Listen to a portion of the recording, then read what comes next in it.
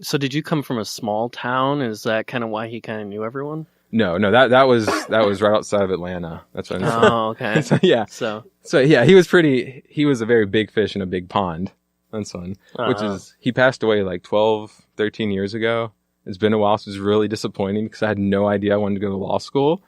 Oh, yeah, he would have been a great person to talk to. He just wanted one of us in the family to go to law school. He didn't care who. He just wanted someone else he could talk to. He had 9 kids. None of them went to law school. None of them anything to do with the law. That's what none of his grandkids except me. So now it's just like he would have been so excited. Like finally, there's one.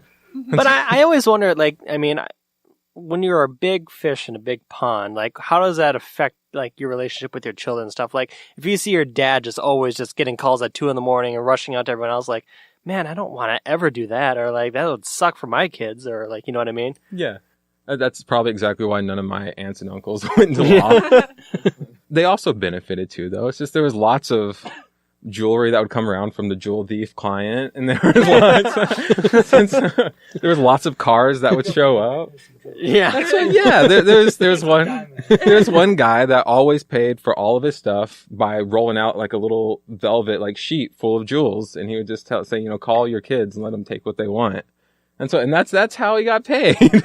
So, it was interesting. It was fun. Okay. That's bartering right there. That's good old bartering. Don't question where it came from. It was all fine. It was a simpler time, I think. Probably. And so I wanted to open it up for kind of discussion topics in criminal law since you're interested in it.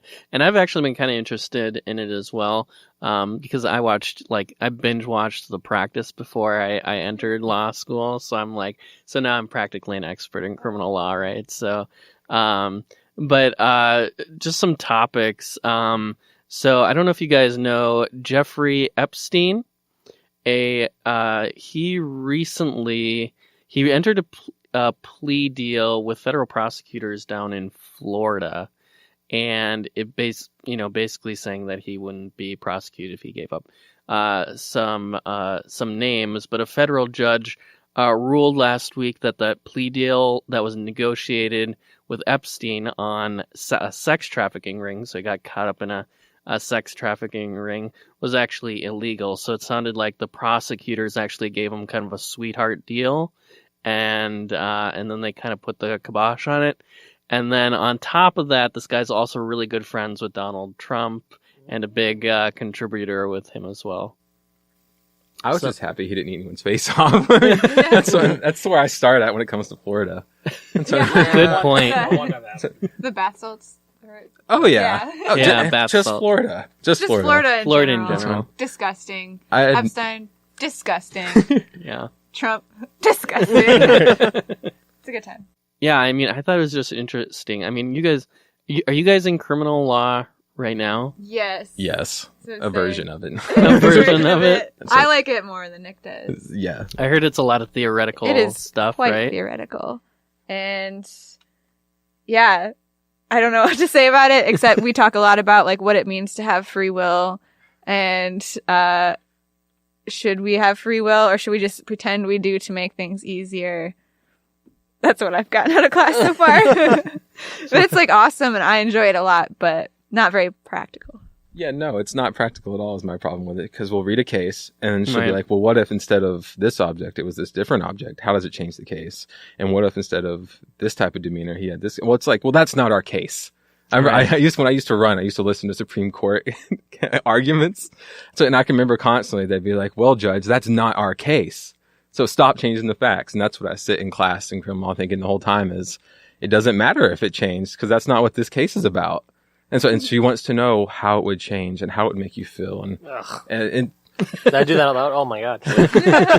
Well, I undergrad is not the same, but I had about 6 undergrad classes because I was a criminology major and criminal justice major. And so I had lots of stuff that was really nitty gritty, and that was my favorite, the gory details. That's what got me excited. It was like, this is great.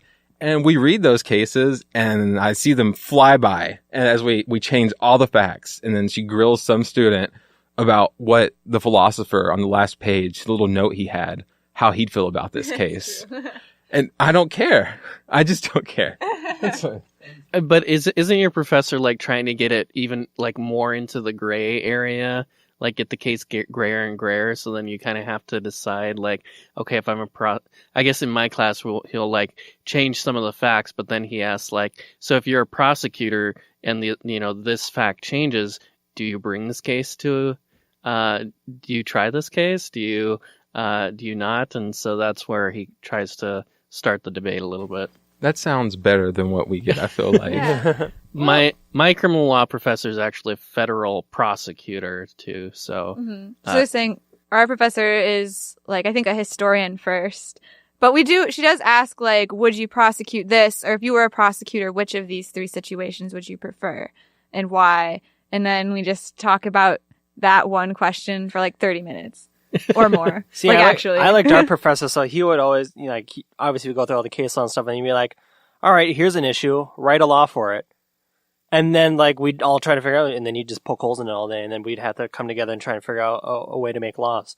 And I thought that was really interesting, and, like, try to get it so it covers everything while excluding some other stuff, and, it was really challenging, but I think I like that practical approach of it. That sounds great. That sounds like really like good a policy making, Yeah. That's that sounds like a really good approach to it. Like it's just, we get a very much philosophical. Yeah. But that's a problem. Like, criminal law isn't really meant to be philosophical. It's meant to be like, it's an analysis, like applying case law to, like, this is crime. So like, ooh, what would happen if you did this crime instead? It's like, you can't really. Yeah, but at the same time, like, what's the point of putting someone in jail if you don't know why you're doing it? Like, they committed a crime. I mean, there's lots of good reasons to do it. But I mean, like, that's the question she'll ask is like, why would we punish someone? What good does it do if you're actually doing harm? Like, does it balance out public policy? And that's me coming at it from someone truly interested in criminal defense of just like, I'll love playing with facts and poking holes in things, but she'll put up a statue and say like, what if we move this word 1 space to the left? Now what would happen? Well, that's not the statute, and so it doesn't really matter. But if we had that statute and then this person did this crime, let's talk about it then. I'm all about it. Yeah, I think that's more from like a deep policy discussion. Like if you were to actually like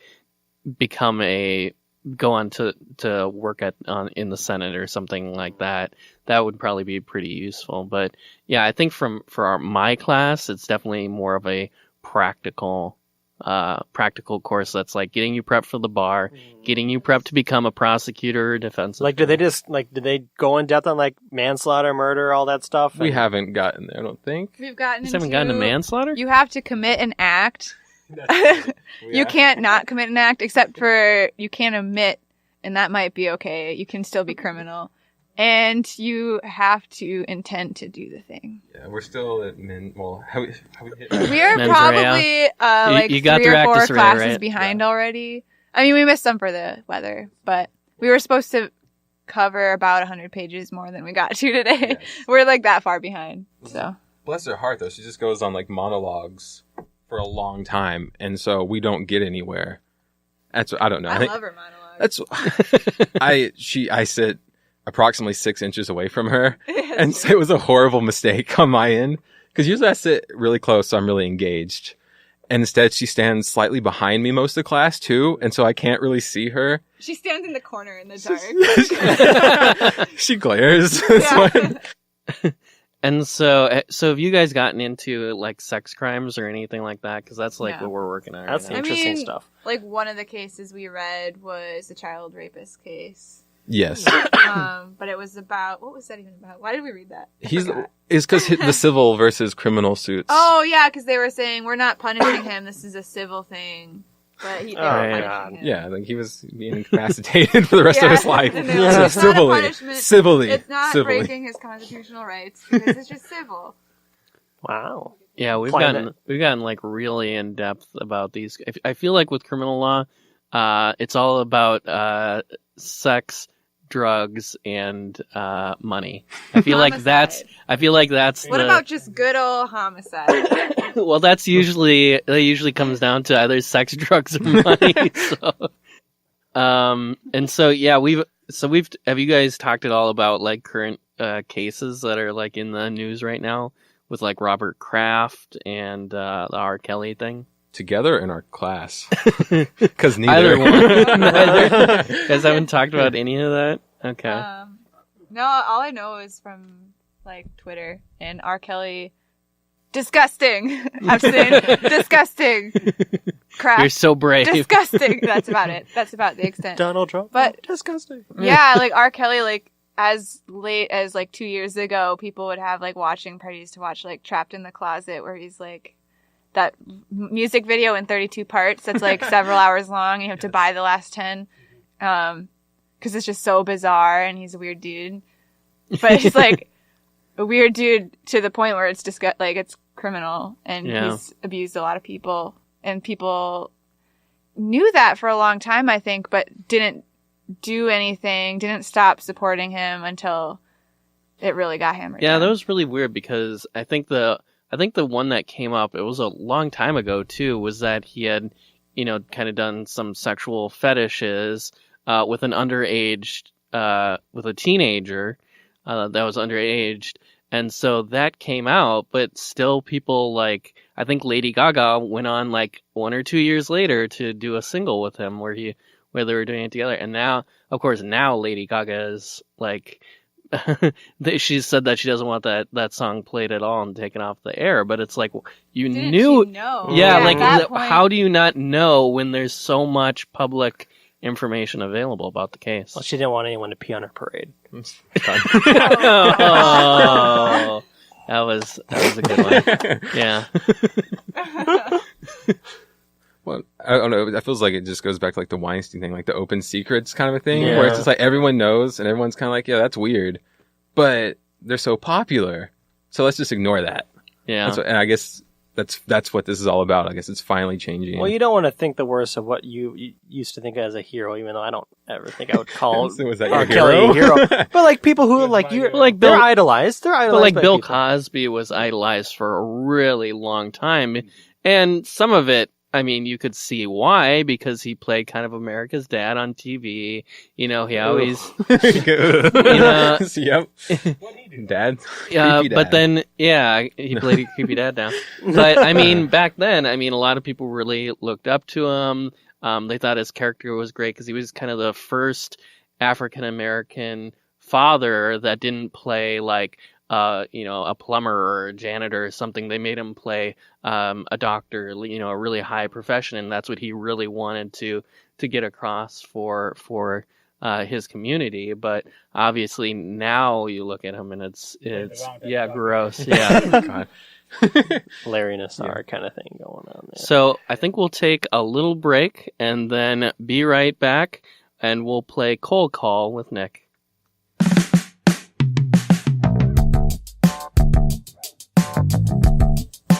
Before we begin, consider checking us out on social media. You can find us at Cold Call Lawcast on Twitter, Instagram, and Facebook. While you're there, ask us a question about anything you'd like, and we'll answer it on our next episode.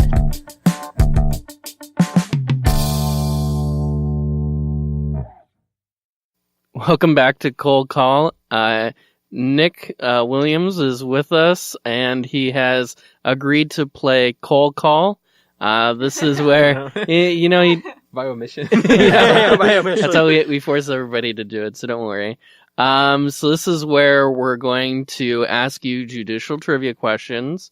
If you get the answer wrong, however, we actually have a cup of shame right there that has a bunch of fascinating things for you to pull out of it, and it will probably entertain us on what you'd have to say. So how about we go ahead and get started? I don't think it'll be that bad because Abby sent me your questions, and I started reading from the bottom, which were only these. And I was just like, whoa, we're going to get really personal really fast. It's like, okay. I mean, I've never been super private, but whoa. Okay. So yeah, it's okay. Abby cleared that up with me after class. Like, you're going to ask me all of the... Immediately. I was like, okay. All right. Let's do it. Let's see. Do we want to give you Hard easy ones or hard ones? He's a 1 now, but he can get it. I don't know. Like, Oh, yeah? like Brown v. Board, like that's a middle school thing you learn. All At least right, you should I'll- have. I'm ready to embarrass myself. It's homeschooled in Tennessee. Yeah. I will give you Oh, do you listen to this podcast pretty regularly? No. Okay. I don't listen to Good anything idea. regularly anymore. This podcast is only made for Abby's